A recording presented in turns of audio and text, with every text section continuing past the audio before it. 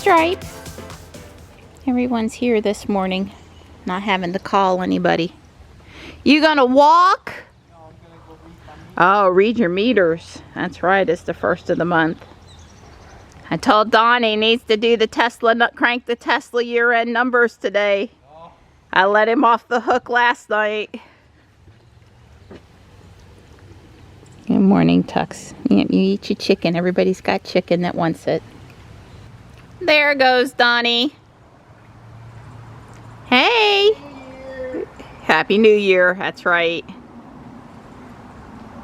It is Sunday. We're all confused about what day of the week it is. But it is Sunday and there should be a paper. Hopefully it's worthwhile. Everybody is here this morning. I don't know what's going on with Gray. She got upset about the fireworks last night. I got upset about the fireworks last night. Hopefully she'll figure out in a second there's chicken and she'll come. We're in the 50s, going into the 60s, near 70 today. It's pretty reasonable out here for a January winter day. And it's not going to be pretty though. I guess New Year's went off fine last night. The world didn't seem to come to an end on my news feed, so that's good.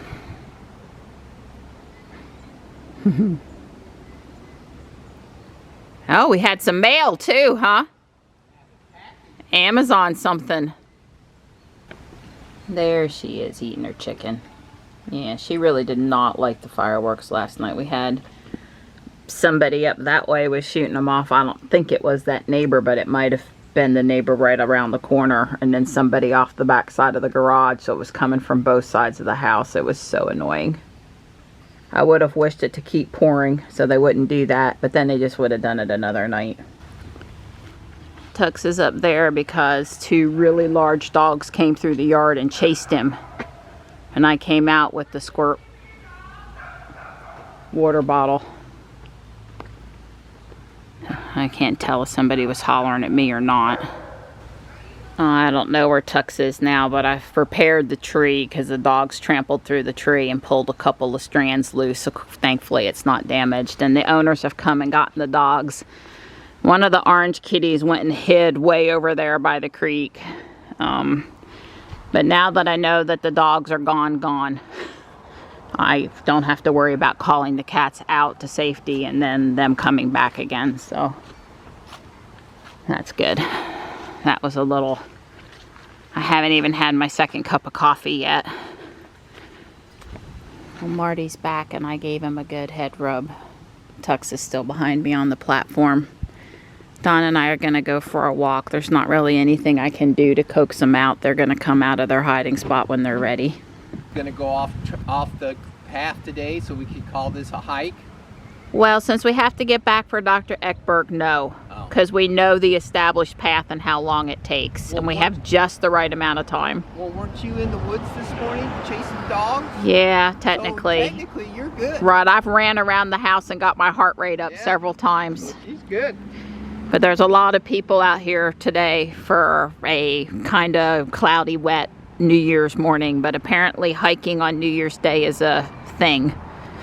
Don and I, we just go for our walk every day, and it's too wet down there to walk today. I like walking down there just fine, but we had a lot of rain yesterday, and it's very muddy down there after it rains. You want to go down there when it's dry. Yeah, I totally agree with that. The creek is full and it sounds pretty. I spotted a bluebird box over here on the ground. We didn't know there was one on this side of the ball field, but I guess it makes sense. That's definitely what it is. I think it even looks like a Bailey's box, Donnie. A good quality box. So we'll grab it and make sure it's cleaned out and in good condition, and then come and hang it on one of these trees. Well, this tree'd be fine if we got rid of that branch. Sure, I agree with that. Well, it's not an official Bailey's box, but it's not in need of much repair. It just needs cleaned out, and we've got new cups, and Don obviously doesn't have any tools to hang it. So we're gonna set it here on the back side, finish our walk, and then drive over and get it because it's pretty heavy. It's all wet with water right now. that we'll get it back up for a birdie. Oh, what a way to start a new year. So start the project from last year that just won't end, the garage door opener. Johnny, he came out and got his robot stuff, and I have a couple extra spare garage door openers. Well, you do, because Wally, right? Yeah, Wally, and I bought one from eBay. Okay. Okay. And I meant to check eBay to see if I could find another one. Anyway, I'm gonna take one of them apart and see how that that screw slides along there. Because I think what I need to do is move it further away from one end so that when it starts coming back over, it doesn't stop in the same spot. It stops in a place where it's not stopped so many times before. I'm thinking that that's going to help.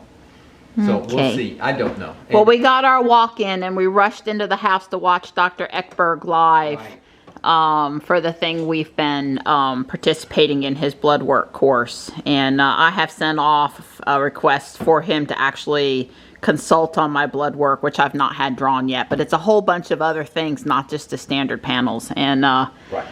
Johnny's going ice skating and hanging out with some friends this afternoon. Poor kid, you know, we just don't live near people. Nobody at that school does, but really this whole way they do kids in schools now, they're not neighborhood schools anymore, and it's really hard to get together with friends. But so I'm driving him to North Raleigh. I'm gonna come home. Well, he's worth it for sure, but yeah, there are other things I would rather do than drive to downtown Raleigh today, but Johnny is totally worth it. And then I'll be home, and then Don will go back with me after dark whenever he tells us he needs picked up. So I'll drive back up there after dark. Yeah. All right, Donnie. I'll be back in a bit. Okay. We both got our tasks to do. Yeah. Well, Johnny and I just saw this huge bird fly kind of toward us, over us, off to the side. And Johnny said, "Mom, I think it's a bald eagle." And I went, "Nah." And sure enough, when it got close enough, 100% bald eagle. Wow. I've only seen flying in the wild a few in my lifetime, although we're near the landfill and we're near Jordan Lake and they're known to hang out there. But still, that was kind of cool. Like to see more of them just flying around town. I got Johnny dropped off. His friend wanted to go for a ride in the Tesla, so let's just say I showed him a good time for a few minutes. I'm headed back to the house now. So I'm up near the Raleigh Supercharger. I'm up near North Hills, not too far from North Hills. There's an accident. We actually went around the block. There's an accident out here to the right, but I want to go left if I can. And it's a big accident too. There's a fire truck blocking the whole intersection down. You know, this is one of those situations where you have to wonder how autopilot would be able to handle the glare. This is actually a little better here than it was back a ways ago. There are a lot of redrawing of lanes here, so they sort of etched out the old paint and then repainted new paint. And back a ways there was a lot of crossing of lanes, or there was like a stripe down the middle of the lane. Anyway, I was noticing in my side mirror that the car actually can see the marked lane well, looking to the side / behind it, instead of just entirely looking ahead. And I wondered if in these situations where the sun glare and stuff is so bad, if maybe they would consider that sort of a technique. I don't know. I haven't tried to engage autopilot here. I was so white-knuckled coming through the narrow construction zone that, yeah, I'm just glad to be in this, coming out of it now. All right, I'm going to try to explain. This is the spare one I've got. Notice this black part right here, and the thread start, and then this white block right here. This one is all the way down at the bottom, and notice this gap right here. This is threaded. This white piece, this black piece with the gears, and this gear on this screw here, these are totally connected together. You cannot turn this drum unless this turns, and if this turns, that's going to turn. There is a gear coupler right here that will disengage the motor.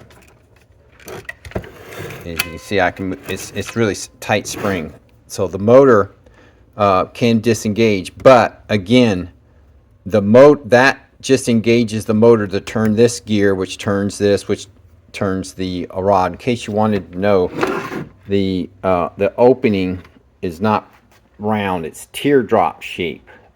It's kind of eccentric on one end, and that's how come it can grip the bar. So I'm going to go show the other one now, and notice how close the edge of this block, this part right here, is to this black thing. I mean, it's just it's so tight. It's really tight, within 1/16 of an inch, 5 millimeters. And also notice this right here, this gap, this black ring is almost up against this white here. So let me go show you. All right. A little hard to see, but see, here's that black block. That's the holder for this screw. Notice the edge of this white. It's all but touching. It cannot, if it goes a 5 millimeters more, it's going to crash. It's less than 5. 1/16 of an inch, another 1/16 of an inch is going to hit this. So this thing should have stopped over here. So this edge of this white block should be a couple threads in. Notice this right here. So you're saying, well, now Don, how did that get? Because this black piece, this white piece, and the tube, they're all connected together. That you cannot turn this tube, that this doesn't turn and that doesn't turn. And I had a problem with the cables. And what happened is both cables on each side came loose or were wrong. So you could, and they had kinks in them and stuff. So I replaced the cables. And if the cables are not connected to those spools, so here's the cable and there's the spools. There's the excess cable. If the cable is not connected to the spools, oops, sorry. Here's the cable, there's the spool, and there's the excess cable. If the cable isn't connected to those spools on each end, then that bar has no idea where the door is. And so I can turn that a few turns and get that thing safely away from the edge there.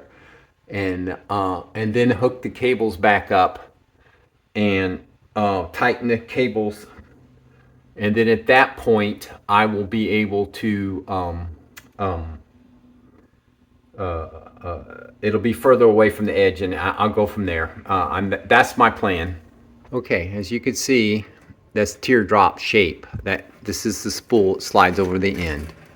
I've got it caught on the spring. That's that metal part that's sticking past that vertical element is the spring. There are teeth on it that engage with the worm gear. Not that you want to get too deep into this, but this gear right here, those teeth, they engage there, and this winds that spring, and that's how the tension is applied to the door. Now, just to say, the goal here is this edge of this white block. I'm going to move it till it's like the second thread. This right here will move over probably 2 threads too. I have plenty of up clearance. It's the down clearance that's the problem. In other words, the floor will not move. How far the garage door goes up on those tracks, it can go all the way to the end is just fine. So how high the door goes up is not significant. However, this mechanism here needs to understand where the floor is. And when you do the programming, that's what it remembers. So keep your fingers crossed, and next update soon.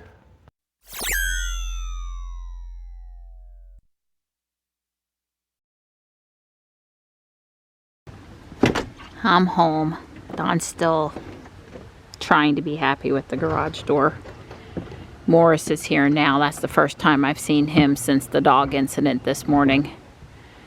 Well, thank goodness those big dogs seem to think the cats were more fun to chase than wanting to, you know, eat cats. So if I just see Gray, all will be good with the world. Well, I'm not pleased to be out on the front porch and still no sign of Gray. I really don't think the doggies hurt her. That's just great. You know my luck with filming. Yeah, and that was on our neighborhood road. I don't know where Gray is, though. She's not in this doghouse. And I don't see her in that doghouse or this bed. So I don't know where Gray is. I would feel better if I saw Gray. I mean, Morris has even come out at this point. And Panther's here, and he's being a good boy. Hi, buddy. You tell her it's okay to come home now. Those doggies are gone. Long since gone. So my watch repair kit, I was able to use the little tool to push the pin out of the watch band. He's trying to shorten it. Right. It's several links too big. I would have guessed 2 links too big. Cool. So here's the new kit. Yeah. It came in the mail yesterday. Yeah. And here's Amazon special. Yeah, Amazon. Yeah, it was $10 or something. Yeah. I don't think there's a significant difference between the highest price and the lowest price. I mean, they're all similar. And so anyway, I picked one that had the little pin vise and the battery opening case to get the battery out. Cool. So she's back. I have been so stressed the last hour, I cannot even tell you. I was telling Donnie in the kitchen just now, there was no bad cat sounds, no dogs had anybody in their mouth. I really did. They seemed very nice and playing like it was a game of chase, not trying to eat or hurt or anything. But she hid for 7 hours after the dogs came on the property today. I'm so glad she's home. Hi, Gray. I would go out and pet on her, but I'm afraid it'd just scare her off her chair, and I just don't want to do that right now. I can see that she's fine. I know the glare's bad, but I can see her. Hi, Gray baby. Hi. We're headed to get Johnny. There has been a little fog out here. It's not too bad though. And we're working on the year-end numbers, but they're not going to make tomorrow's video. You got to give us one more day. Don's over there crunching electric bill stuff, and I'm in Teslafy. I've done my first pass. I think we'll get it in tomorrow. I feel pretty confident, but it's not happening today. I'm sure you guys will forgive us. We're here at North Hills. There's some pretty Christmas lights. The tree down the center way there. Very pretty. That's where the Raleigh supercharger is.